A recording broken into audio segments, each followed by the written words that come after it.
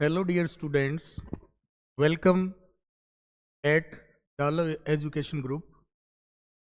Today we are going to start practice sets for NDA preparation. तो देखिए हर topic के अंदर आपके 30 to 40 to 50 क्वेश्चंस रहेंगे और इसके अंदर हम कोशिश करेंगे कि आपके सभी सेशंस को बेहतरीन बनाएं और ऐसे क्वेश्चन इसके अंदर लेके आएं जो एग्ज़ाम ओरिएंटेड हों। तो हमारी इस शुरुआत के साथ आप सभी लोग जुड़िए और अपनी तैयारी को और ज़्यादा खास बनाइए। तो आज का हमारा टॉपिक रहेगा बायोलॉजी से, जिसके अंदर है ह्यूमन हार्ट एंड ब्लड। तो इस टॉपिक के अंदर जो जो कॉन्सेप्ट्स हैं पहले हम उनको क्लियर करेंगे, बाद में इससे रिलेटेड सारे क्वेश्चन करेंगे। मैं अरुण कुमार आपको जनरल साइंस टीच करूंगा और इसके अंदर आज हमारा पहला टॉपिक है ये। तो चलिए स्टार्ट करते हैं बिना टाइम वेस्ट किए आज इस सेशन की। जैसा आप यहाँ पे देख रहे हैं हार्ट एंड ब्लड MCQs, तो इनको पढ़ने से पहले हम थोड़ा सा बेसिक बातों के बारे में जिक्र करते हैं।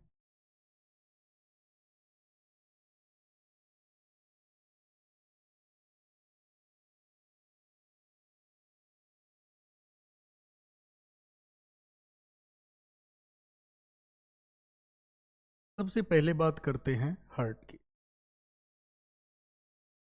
Human heart. तो बच्चों ह्यूमन हार्ट जो है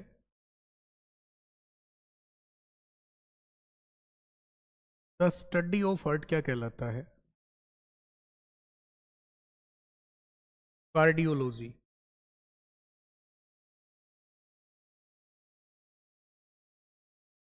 और जो भी डॉक्टर्स होते हैं, जो हार्ट के डॉक्टर्स होते हैं, उनको क्या बोलते हैं? कार्डियोलॉजी।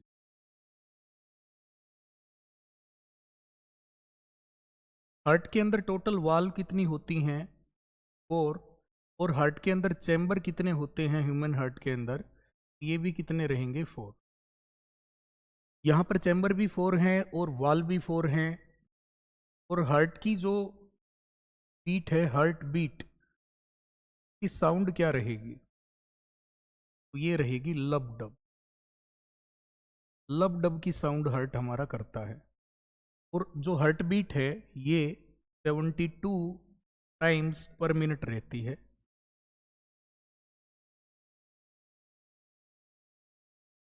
यदि हार्ट बीट कम या ज़्यादा होती है तो इसको मेज़र करते हैं।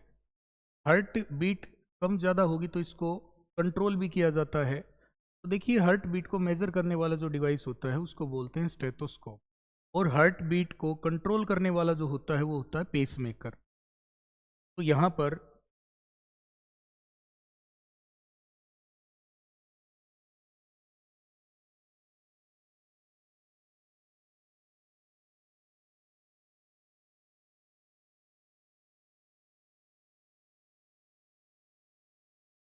नेक्स्ट हमारा क्वेश्चन आएगा।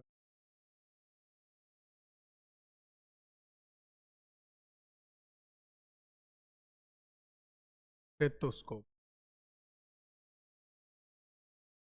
और एक होता है pacemaker. Stethoscope is used to measure heart beat. Used to measure heart beat. And pacemaker used to control heartbeat. It means यदि हार्ट बीट बढ़ जाती है, जैसे 72 टाइम्स है, तो यदि इससे ज़्यादा हो गई, मोर हो गई, तो क्या करेंगे? तो इसको डिक्रीज करने का काम करेगा ये। और यदि इससे कम है तो लेस है तो उसको इंक्रीज करने का काम करेगा, इसको मेंटेन रखने का काम करता है pacemaker. Pacemaker is also known as battery of heart. Battery of heart. And it is also known as heart of heart. इसी को हार्ट ऑफ हार्ट भी कहते हैं। नेक्स्ट आता है इसके अंदर हार्ट का जो फंक्शन है मेन, वो क्या रहेगा? Pumping of blood. और हार्ट अटैक क्या चीज़ होती है, एक बार इसके बारे में भी हम थोड़ा सा डिस्कस कर लेते हैं। तो देखिए, heart main function pumping of blood.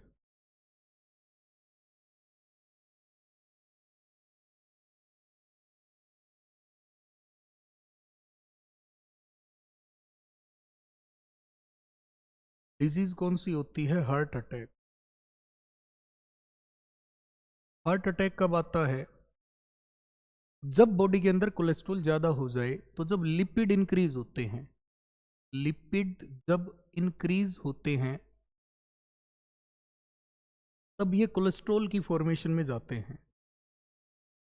और कोलेस्ट्रॉल जो है ये जमा होता है आर्टरीज के अंदर।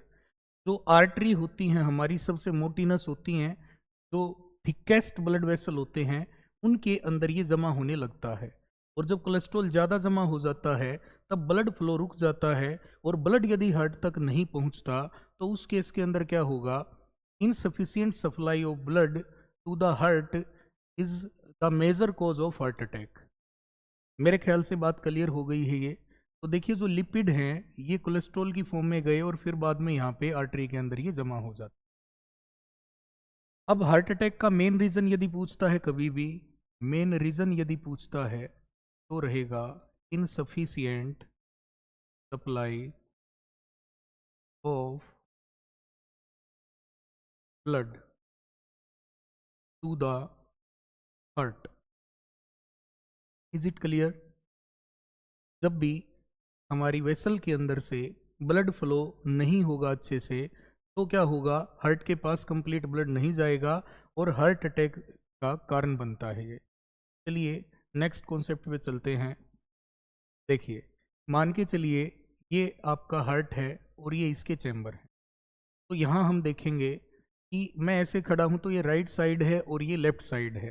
तो राइट साइड के अंदर दो चैम्बर हैं और लेफ्ट साइड के अंदर भी दो चैम्बर हैं। तो यहाँ पर जो फर्स्ट चैम्बर होता है, उसके अंदर ब्लड को कौन लेके आता है? देखिए, यहाँ ब्लड को कौन लेके आएगा? ये एक मेजर वेन होती है जो ब्लड को यहाँ तक लेके आती है। इससे पहले हम ब्लड वेसल्स के बारे में थोड़ा सा डिस्कस करते हैं, ताकि हमारा ये कॉन्सेप्ट अच्छे से क्लियर हो जाए। तो देखो, ब्लड वेसल का यदि मैं जिक्र करूं, तो ब्लड वेसल कितने टाइप के रहेंगे? पहले नंबर पर मैं लिखता हूं आर्टरीज, दूसरे नंबर पर आएंगी वेन्स, और तीसरे नंबर पर आती हैं कैपिलरीज।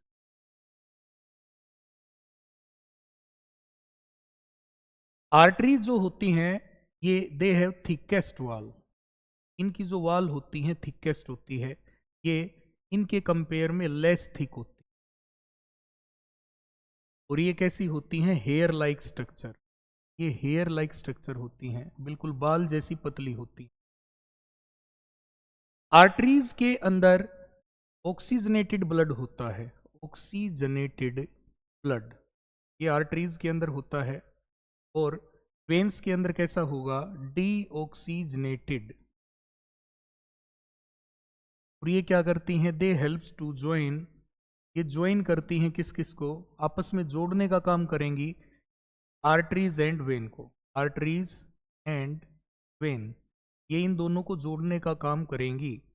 अब देखिए, जो ऑक्सीजनेटेड ब्लड है ये आर्टरीज लेके आई हैं, और आर्टरीज का काम क्या है? Heart to body.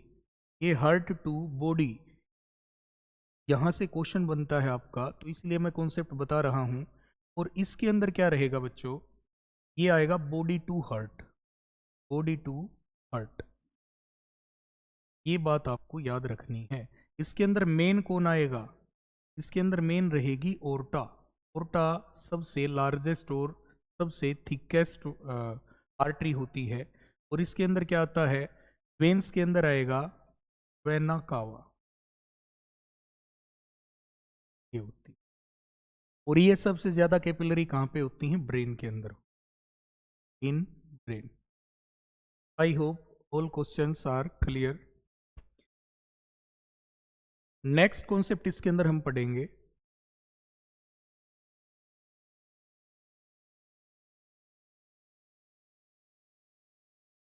ये चैम्बर हो गए। तो जो राइट साइड में चैम्बर होते हैं, इसको बोलेंगे राइट ओरिकल, और इसको बोलेंगे राइट वेंट्रिकल, वेंट्रिकल। इसको बोलेंगे लेफ्ट ओरिकल और इसको बोलेंगे लेफ्ट वेंट्रिकल, लेफ्ट वेंट्रिकल। तो देखिए यहाँ पर एक वाल लगी होती है, यहाँ पर भी एक वाल लगी होती है, और यहाँ से ब्लड आता है वेना केवा के द्वारा। तो वेना कावा यहाँ से ब्लड को लेके आएगी वेना कावा, और ये कैसा है, डीऑक्सीजनेटेड ब्लड है। जो डीऑक्सीजनेटेड ब्लड होता है जिसमें ऑक्सीजन नहीं होती है, उसका कलर कैसा होता है बच्चों, उसका कलर होता है ब्लू। तो यहाँ से ब्लड आएगा, इसके अंदर ये फिल हो जाएगा।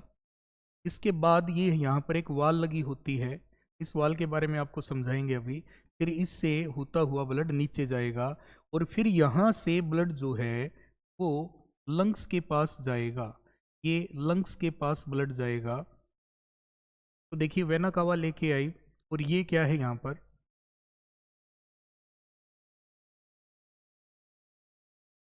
ये है ट्राइकस्पिड वाल, ट्राइकस्पिड वाल। इसी वाल के अंदर से यहाँ से ब्लड नीचे आता है, और जब ये नीचे गिरता है तो यहाँ से लब प्रोड्यूस होती है, और ये जो है ये पल्मोनेरी, पल्मोनेरी आर्टरी, ये पल्मोनेरी आर्टरी है। अब आप बोलेंगे यहाँ से मेन क्वेश्चन आपका राइज होगा एग्जाम के लिए, आप बोलेंगे कि यहाँ से तो सर ये जो डीऑक्सीजनेटेड ब्लड है वो तो वेन्स का काम होता है, लेकिन यही तो एक्सेप्शन है यहाँ पे मेरे भाई, पल्मोनेरी आर्टरी कैरी करती है डीऑक्सीजनेटेड ब्लड को, और जब ये लंग्स के अंदर जाता है तो लंग्स में एल्वियोली होती हैं जो ऑक्सीजन मिला देती हैं इसके अंदर। फिर जो ऑक्सीजनेटेड ब्लड होगा वो यहाँ से यहाँ पर जाएगा, और यहाँ पर भी एक वाल लगी होती है, यहाँ पर इस वाल को बोलते हैं पल्मोनेरी वाल, ठीक है। फिर यहाँ से जो ब्लड जाएगा वो बच्चों कैसा ब्लड जाएगा, तो वो जाएगा यहाँ से रेड कलर का ब्लड, क्योंकि इसके अंदर ऑक्सीजन मिल चुकी है, और जो ऑक्सीजनेटेड ब्लड होता है वो सबसे पहले किस चैम्बर के अंदर एंट्री करेगा, it enters in left auricle, ठीक है ना। Firstly the oxygenated blood enters in left auricle, after that it goes to left ventricle via bicuspid valve. ये बाइकस्पिड वाल से होता हुआ, बाइकस्पिड वाल इससे होता हुआ ये नीचे की तरफ आ जाएगा यहाँ पर, और यहाँ पर आने के बाद फिर ये किससे कनेक्ट होता है, यहाँ पर भी एक वाल लगी होती है बच्चों, ये होती है ओर्टिक वाल। कौन सी होती है, ओर्टिक वाल। और यहाँ से जो रेड कलर का ब्लड है वो होल बॉडी के अंदर चला जाएगा वाया ओर्टा। ये the largest arteries connected with left ventricle.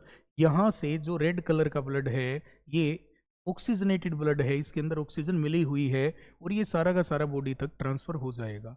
अब जो चैम्बर्स हैं, देखिए चैम्बर्स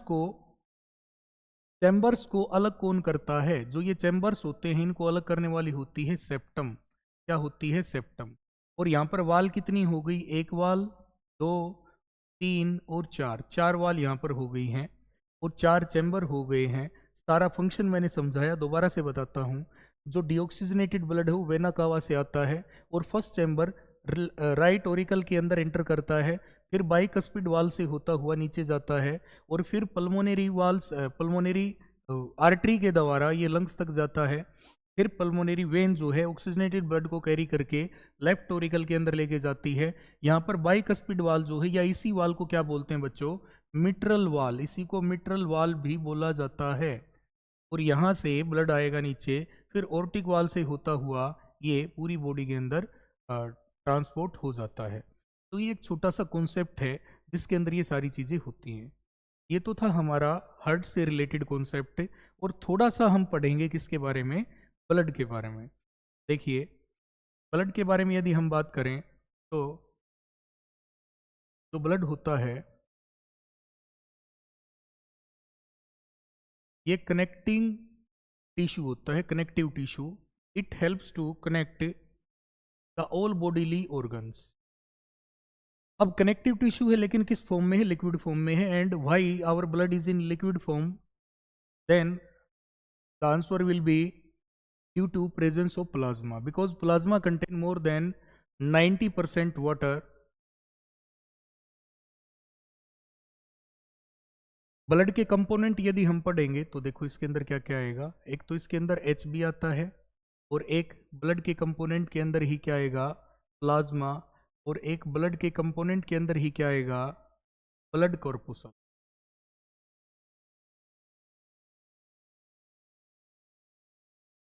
अब ब्लड कॉर्पुसल्स, प्लाज्मा और एचबी। देखिए एचबी का यदि मेन फंक्शन पूछा जाता है आपसे, मेन फंक्शन यदि ये पूछता है आपसे एचबी का, तो क्या रहेगा, diffuse oxygen, diffuse oxygen, oxygen को डिफ्यूज करने का काम करता है। इसका अमाउंट पूछा जाता है कितना होता है, ये रहेगा 12 to 16 ग्राम पर decilitre, and 1 decilitre is equal to 100 ml। ये बात भी आपको याद रखनी है। प्लाज्मा जो होता है ये अप्रोक्सीमेट 55 to 60% होता है इसके अंदर। ब्लड कॉर्पुसल्स जो होते हैं ये होते हैं 40 to 45%। इसी के अंदर क्या आता है, WBCs आती हैं, RBCs आती हैं और प्लेटलेट्स आती हैं। प्लाज्मा के अंदर जो यदि मैं प्लाज्मा को 100% लेके चलूँ तो इसके अंदर 90% या 92% वाटर होता है, एंड बाकी जो इसके अंदर 8 to 10% रिमेनिंग पार्ट बचा, ये बच्चों होता है, ये प्रोटीन होता है, और इसी के अंदर क्या होते हैं, मिनरल्स होते हैं, मिनरल्स। तो ये चीज़ें भी इसके अंदर आपको याद रखनी है कि प्लाज्मा जो होता है इसकी जो मात्रा होती है वो 55 to 60% तक होती है। आई होप ये क्लियर हो गया होगा। WBC को बोलते हैं साइंस के अंदर, मतलब इसका जो साइंटिफिक नेम है वो क्या रहेगा, ल्यूकोसाइट्स। और इसके पार्ट होते हैं, ग्रेनुलोसाइट होते हैं, एग्रेनुलोसाइट होते हैं, ठीक है। और WBC which fight against the bacteria और any other micro organism which caused any disease. Next is RBC। RBC इनका साइंटिफिक नेम रहेगा एरिथ्रोसाइट्स, और इनका लाइफ स्पेन पूछा जा सकता है तो 120 डेज होता है। WBC का लाइफ स्पेन होता है 12 to 20 डेज, और जो आपके प्लेटलेट्स होते हैं इनका लाइफ स्पेन होता है 7 to 10 days, and thrombocytes are known as platelets. Platelets they decrease in dengue disease, and number of RBCs decrease in anaemia. तो ये बातें आपको याद रखनी है, कौन सी बीमारियों से लड़ती हैं, WBC लड़ती। तो मेरे ख्याल से ये सारी चीज़ें क्लियर हो गई। अब हम इस सेशन के क्वेश्चंस को प्रैक्टिस करेंगे, देखेंगे हमारे कितने क्वेश्चंस करेक्ट होते हैं। चलिए स्टार्ट करते हैं आज के क्वेश्चन सेशन को।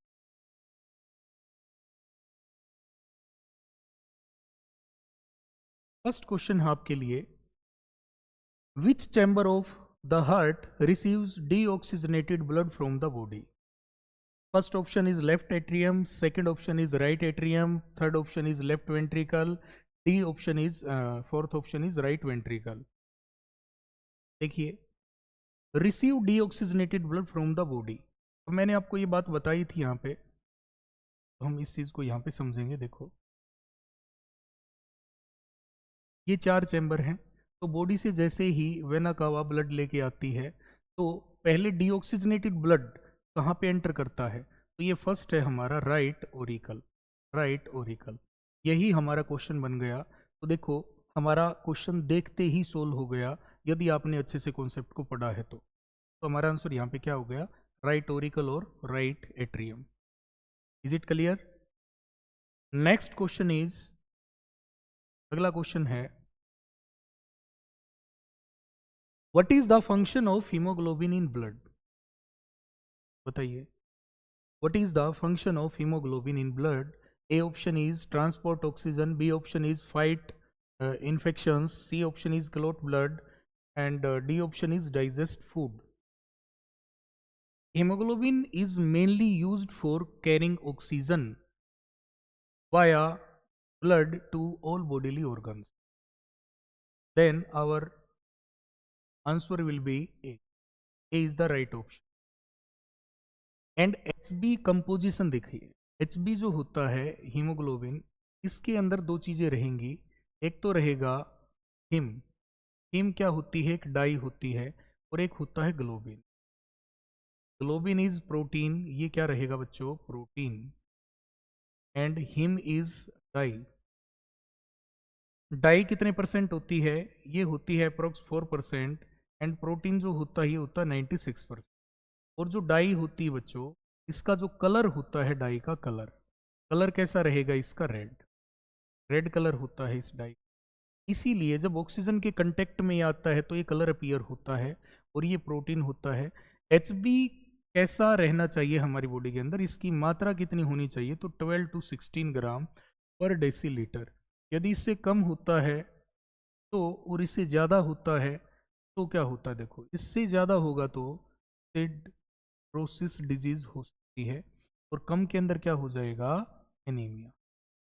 लेकिन थोड़ी बहुत कमी से नहीं होता ये, जैसे 9 ग्राम से कम हो जाए तो anaemia, and when it becomes less than 6 gram then severe anaemia can be ओकर।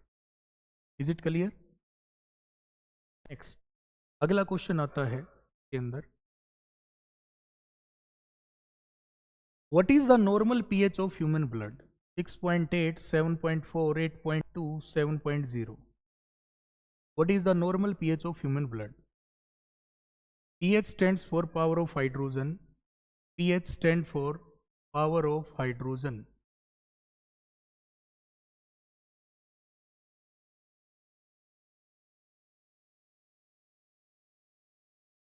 Seven 7.4 is the right option.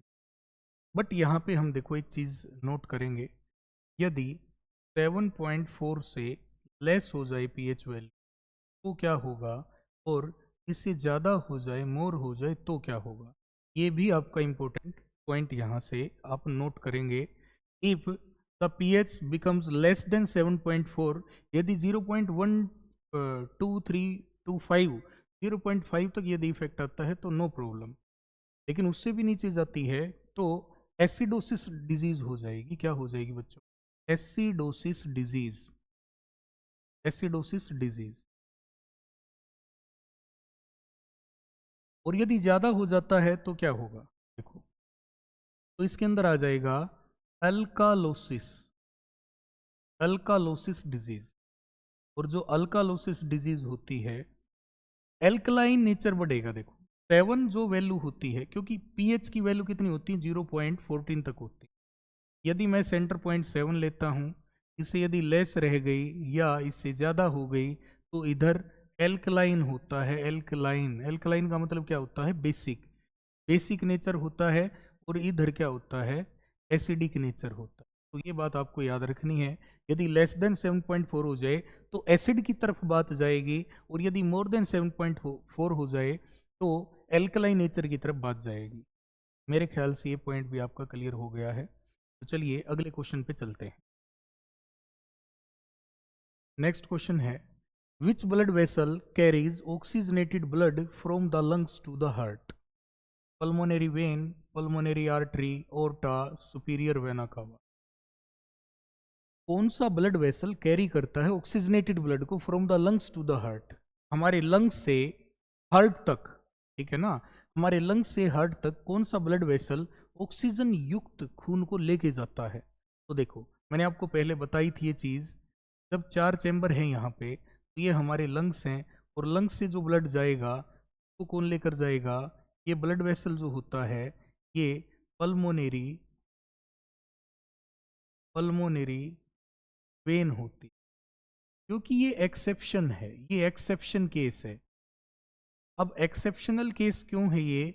Because we know that vein carry always deoxygenated blood and arteries carry always oxygenated blood, but in this case the oxygenated blood is carried by vein, so that it is an exception. I hope ये clear हो गया होगा। Next question आता है, इसका जो answer रहेगा बच्चों क्या रहेगा, पल्मोनरी वेन। ये option is the right option.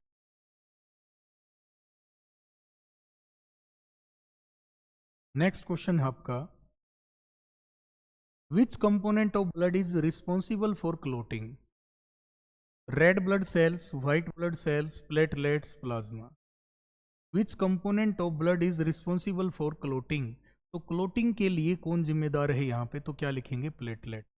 Platelets जो होते हैं ये ब्लड क्लोटिंग करते हैं, ब्लड क्लोटिंग। और इस क्लोटिंग के लिए कौन रिस्पॉन्सिबल होता है, तो ब्लड क्लोटिंग होती है। इसके लिए विटामिन पूछे तो के रहेगा, प्लेटलेट पूछे तो क्या, सॉरी ब्लड कॉर्पुसल्स पूछेंगे तो क्या रहेगा, प्लेटलेट्स रहेंगे, और एंजाइम पूछे तो क्या रहेगा, थ्रोम्बिन, थ्रोम्बिन। और एलिमेंट पूछे तो क्या रहेगा बच्चों, calcium.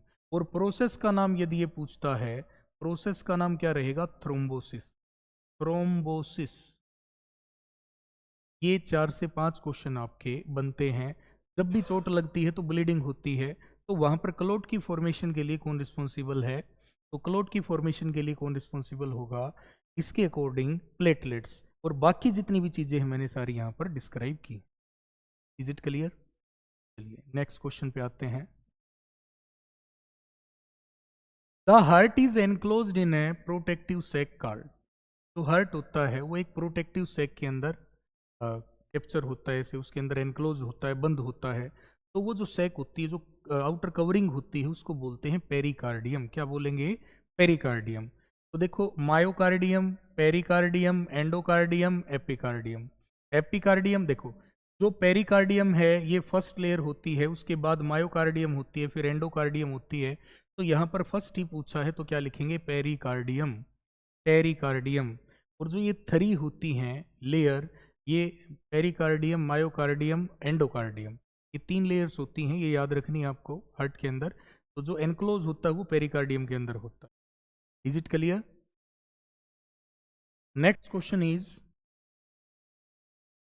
which chamber of the human heart pumps fully oxygenated blood into the aorta and hence to the body? Right atrium, left atrium, right ventricle, left ventricle. Which chamber of the human heart pumps fully oxygenated blood into the aorta and hence to the body? पहले aorta के पास गया, फिर पूरी body के पास गया। तो कौन सा चैम्बर उसके अंदर पंप करता है ब्लड को? तो देखो, मैंने पहले आपको बताया, ये जब लास्ट चैम्बर में आते हैं, लेफ्ट वेंट्रिकल के अंदर आते हैं, तो यहाँ से ओर्टा की स्टार्टिंग होती है, तो इसी में से तो ब्लड जाएगा नीचे। तो ये कौन सा रहेगा, लेफ्ट वेंट्रिकल। तो हमारा आंसर क्या रहेगा, left ventricle. Left ventricle is the right option. Next question is, what is the main function of the aorta? Carry deoxygenated blood to the lungs, pump oxygenated blood to the body, store red blood cells, filter waste from the blood. Main function of the aorta, carry deoxygenated को तो ये लेके नहीं जाएगी, pumps oxygenated blood to the body. Yes, oxygenated blood को pump करेगी कहाँ पर, बॉडी के अंदर। तो बाकी को पढ़ने की जरूरत ही नहीं है, क्योंकि बी ऑप्शन हमारा राइट ऑप्शन हो गया। तो देखो, जैसे जो सबसे मोटी होती हैं, जो थिकेस्ट वाल होती हैं, और उसके बाद थोड़ी सी पतली होती हैं, फिर बाल जैसी होती हैं, बिल्कुल हेयर लाइक स्ट्रक्चर। तो ये कैपिलरी हैं, ये वेन होती हैं, और ये आर्टरी होती हैं। आर्टरी के अंदर मेन कौन है, ओर्टा। कौन है, ओर्टा। ये हमारा आंसर। ओर्टा का मेन फंक्शन क्या है, it pumps oxygenated blood to the body. Is it clear? Next question is, which of the following prevents the mixing of oxygenated and deoxygenated blood in the human heart? Pericardium, septum, वाल, pulmonary vein. देखिए, ये हमारे chamber हैं, और इन chamber के अंदर इधर कैसा ब्लड होता है बच्चों, ये यदि राइट साइड है और ये लेफ्ट साइड है, तो राइट साइड के अंदर जो ब्लड रहेगा वो कैसा रहेगा, वो ब्लड रहेगा डीऑक्सीजनेटेड। और इधर कैसा रहेगा, ऑक्सीजनेटेड। तो पूछा क्या गया है, इन दोनों की जो मिक्सिंग होती है उसको कौन बचाता है, तो ये क्या है, सेप्टम। सेप्टम वाल बचाती है, ये बात आपको याद रखनी है। Next question will be, sweating during exercise indicates the operation of which one of the following process in the human body? Enthalpy, enthalpy, phagocyte, phagocytosis, homeostasis, and osmo regulation. देखिए, इसमें तो जो वेस्ट प्रोडक्ट होते हैं cell के, उनको control किया जाता है, और फेगोसाइटोसिस होती है जो सेल अपने वेस्ट को खुद खा जाती हैं, और एंथैल्पी होती है किसी चीज़ के अंदर एनर्जी को मेजर करने की प्रोसेस, और होम्योस्टेसिस होती है जो जब भी एक्सरसाइज हम करते हैं तो बॉडी से स्वेटनिंग होती है, पसीना बाहर आता है, ताकि बॉडी का टेम्परेचर मेंटेन रहे। तो ये क्वेश्चन इंपॉर्टेंट रहेगा आपके लिए, इसका आंसर रहेगा सी। नेक्स्ट क्वेश्चन है, अगला question, which part of the heart is responsible for initiating the heart beat. देखिए हार्ट बीट जो होती है, तो हार्ट बीट यहाँ पर ब्लड गिरने से प्रोड्यूस होती है, और यहाँ पर तो वो एवी नोड करती है, एस ए नोड करती है, पुरकिंजे फाइबर बंडल ऑफिस। तो ना तो पुरकिंजे फाइबर आएगा ना बंडल ऑफिस आएगा, ठीक है। तो एस ए नोड और एवी नोड बच गए, तो इसके अंदर क्या आएगा, sino atrial node. S A node का मतलब क्या होता है, सीनो एट्रियल एट्रियल नोड। तो ये हमारा आंसर रहेगा एसए नोड। एसए नोड ही नेचुरल पेसमेकर होता है हमारी बॉडी का जो नेचुरल पेसमेकर है, यदि ये पूछता है तो क्या लिखोगे, S A node, sino atrial node. Is it clear? Next question is which blood vessel carries blood to the kidneys. भाई ब्लड को किडनी तक कौन पहुंचाता है, रीनल आर्टरी पहुंचाती है, हेप्टिक आर्टरी पहुंचाती है, कैरोटिड आर्टरी पहुंचाती है, पल्मोनरी आर्टरी पहुंचाती है। तो देखो किडनी का जब जिक्र आएगा तो हमारा फर्स्ट ऑप्शन राइट ऑप्शन हो जाएगा, क्योंकि जो किडनी होती हैं उनकी शेप ऐसी होती है, बीन लाइक शेप होती है, और वन किडनी के अंदर, और यहाँ पर एड्रिनल ग्लैंड होती है इसके ऊपर, ठीक है। और यहाँ से जो ब्लड वेसल ऐसे आते हैं, ये ब्लड वेसल जो आते हैं यहाँ से, ठीक है। तो यहाँ पर एक क्या होती है, रेनल आर्टरी होती है, इस रेनल आर्टरी में से ही ब्लड अंदर आता है। तो ये हमारा राइट ऑप्शन हो जाएगा। Is it clear? Next question is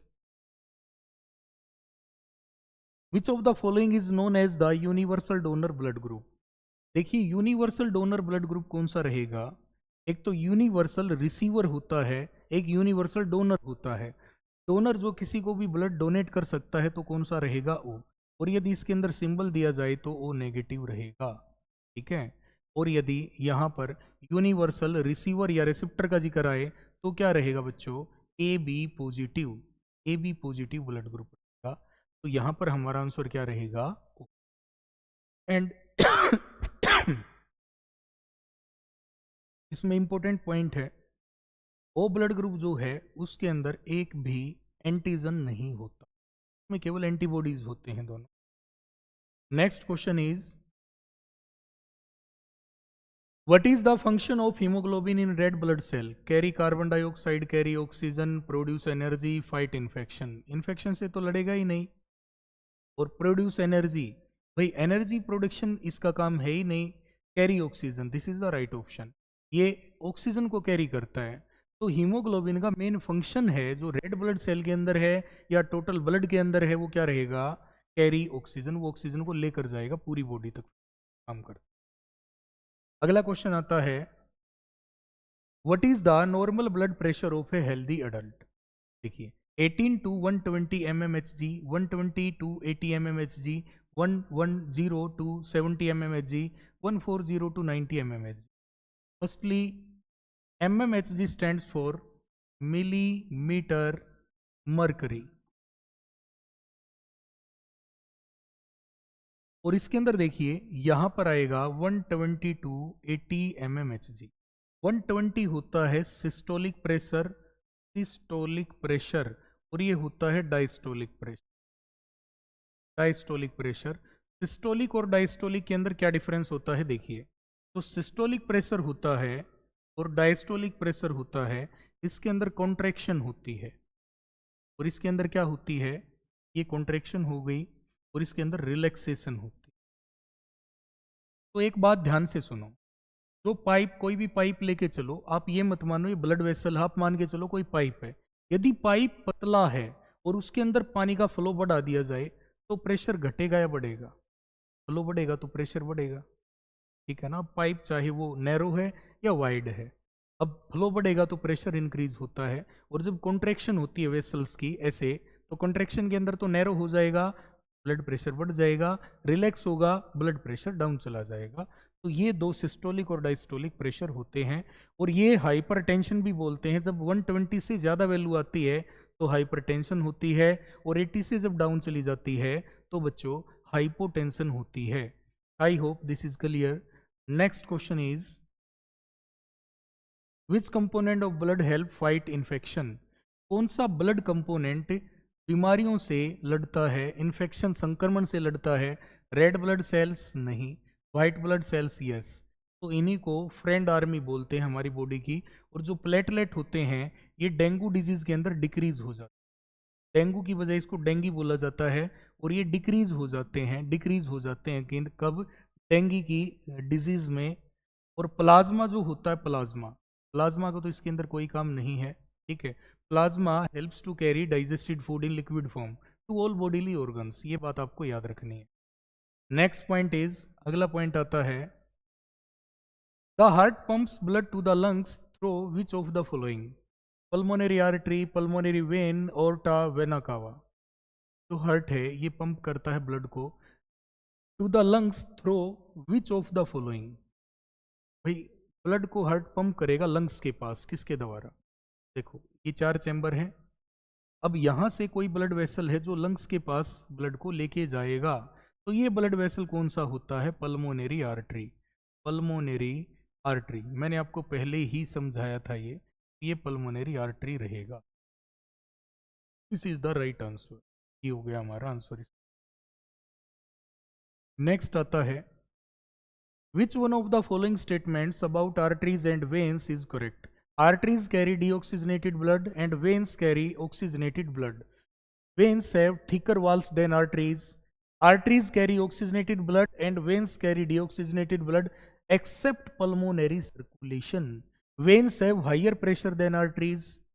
इनके अंदर से आपको बताना है कि कौन सी चीज आएगी, बताओ। Which one of the following statement about artery and vein is correct?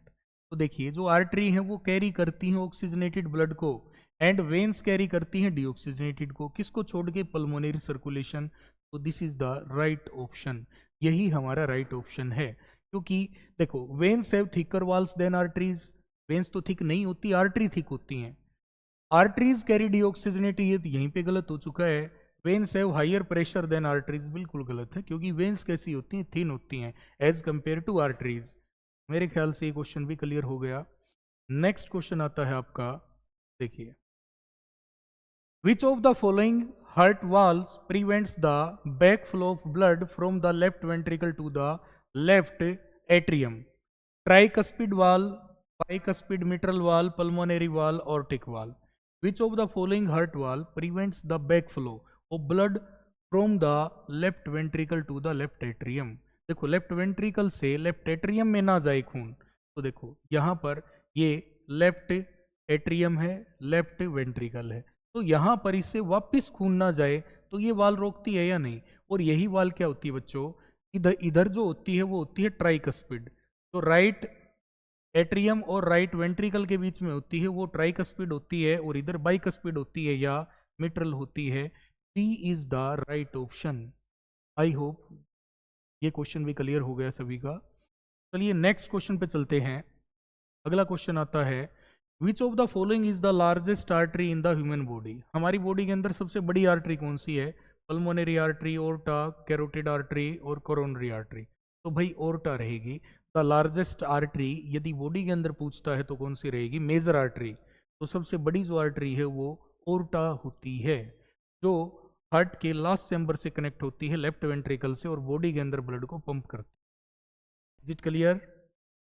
Next question is, which condition is characterized by a decrease in red blood cells or hemoglobin in the blood?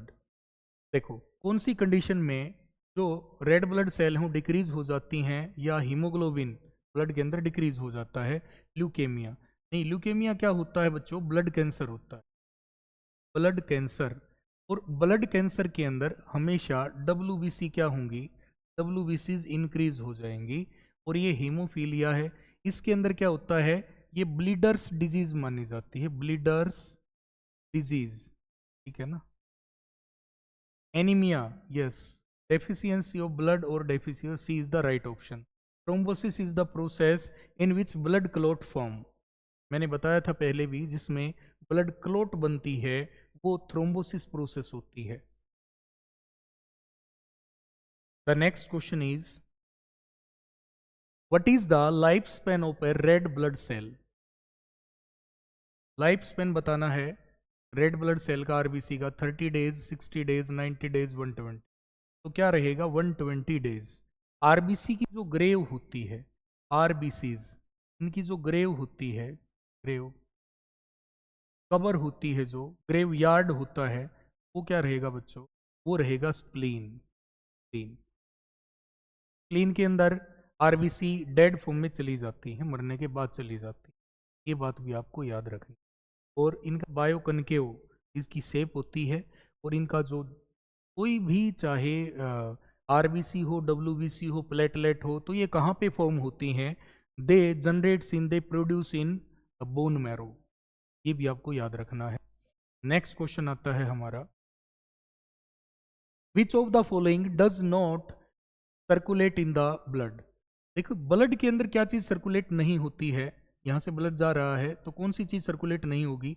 Oxygen, hormone, enzyme, bile. Oxygen तो जाएगी blood के अंदर haemoglobin के द्वारा, hormone भी carry करेंगे, enzyme भी, लेकिन बाइल, बाइल होता है पित्त का रस। ये कहाँ पर फॉर्म होता है? In liver. ये लीवर के अंदर फॉर्म होता है। तो हमारा आंसर डी हो जाएगा।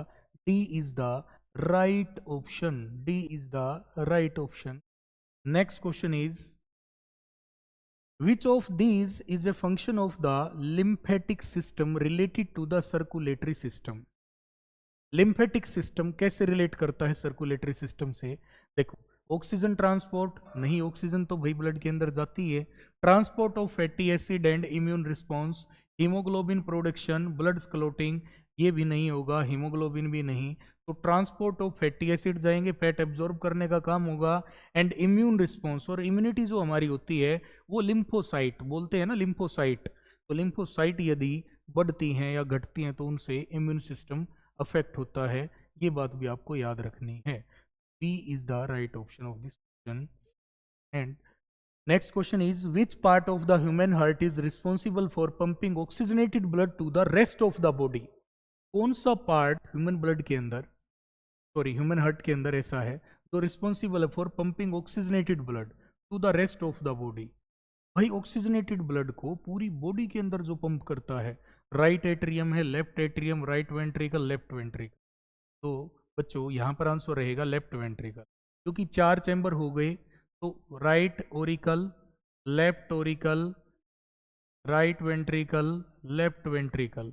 तो यहां से देखो, इसके अंदर तो डीऑक्सीजनेटेड ब्लड ये तो आएगा ही नहीं, इधर होता है ऑक्सीजनेटेड ब्लड, और रेस्ट ऑफ द बॉडी यहीं से तो जाएगा। तो ये हमारा आंसर हो जाएगा डी। डी राइट ऑप्शन हो गया हमारा।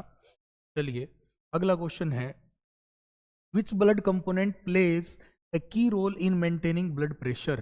देखो कौन सा ब्लड कंपोनेंट एक की रोल का काम करता है, play key role maintaining blood pressure? RBCs, plasma, डब्ल्यूबीसीज, प्लेटलेट। तो ब्लड कॉर्पुसल्स कभी भी ब्लड प्रेशर के अंदर नहीं आते, तो आंसर क्या रहेगा हमारा? Plasma. Plasma is the right option. Next question is, अगला क्वेश्चन आता है, which disease is caused by the buildup of fatty deposit in the arteries? देखो, atherosclerosis, haemophilia, leukaemia, anaemia. Anaemia तो नहीं आएगा, आयरन डेफिशिएंसी के कारण होता है। ल्यूकेमिया ब्लड कैंसर होता है। हेमोफीलिया एक्सेसिव ब्लीडिंग होती है। तो ये आ गया हमारा एथरोस्क्लेरोसिस। इसी के अंदर डिपॉजिट होती है, जो आर्टरी होती है ना, आर्टरी हमारी, इस आर्टरी के अंदर जो ये कंपोनेंट है ये जमा होने लगते हैं। किसके कंपोनेंट है भाई? ये फैट। ये फैट जो है बच्चों यहाँ पर ये जमा होने लगती है, और इसी चीज को क्या बोलते हैं? Atherosclerosis. Is it clear? Next question is, which vitamin is necessary for blood clotting? मैंने बताया भी था आपको, विटामिन ए, विटामिन बी, सी, के। तो के विटामिन आएगा ब्लड क्लोटिंग के लिए रिस्पॉन्सिबल। विटामिन पूछता है तो क्या आएगा? के। एलिमेंट पूछता है तो क्या आएगा? Calcium. Is it clear? Next question है हमारा, अगला क्वेश्चन देखिए, which of the following instrument is use to measure blood pressure? कौन सा इंस्ट्रूमेंट ब्लड प्रेशर को मेजर करता है? स्टेथोस्कोप, ये तो हार्ट बीट को मापेगा, हार्ट बीट को मेजर करता है। Sphygmomanometer is the right option, क्योंकि यही होता है जो ब्लड प्रेशर को मेजर करता है, जिसको बाजू के ऊपर, आर्म के ऊपर टाई करते हैं, फिर पंप करते हैं, तो उस जो एयर उसके अंदर भरती है उससे प्रेशर क्रिएट होता है, उसको मेजर किया जाता है। ईसीजी इलेक्ट्रोकार्डियोग्राम होता है, इसके अंदर ये ईसीजी ऐसे फॉर्म जो होती है इसको मेजर करते हैं। हीमोसाइटोमीटर, इससे आरबीसीज को मेजर किया जाता है। नेक्स्ट क्वेश्चन इज, और ये लास्ट क्वेश्चन आज की सेशन का आपका, the lub and dub sound of the heart are due to the closing of which valve. कौन सी वाल जब क्लोज होती हैं तो ये साउंड आती है। तो मैंने आपको बताया था कि एक ये वाल होती है ट्राइकस्पिड और एक होती है बाइकस्पिड। तो इनके अंदर देखो, ट्राइकस्पिड एंड बाइकस्पिड वाल, यही हमारा आंसर है। ठीक है, semilunar and AV valves ये नहीं आएगा, पल्मोनरी एंड ऑर्टिक वाल ये भी नहीं आएगा, नन ऑफ द अबव। तो ये आ गया ट्राइकस्पिड एंड बाइकस्पिड वाल। ट्राइकस्पिड और बाइकस्पिड में से जब ब्लड गिरता है यहाँ से लब की साउंड आती है, यहाँ से डब की साउंड। तो आज का सेशन आपका यहीं पर कंप्लीट होता है। ये इंपॉर्टेंट क्वेश्चंस थे जो मैंने आपके आज करवाए हैं। और यदि आप लगातार ऐसी क्वेश्चन सीरीज चाहते हैं तो जुड़े रहिए डाला एजुकेशन ग्रुप से।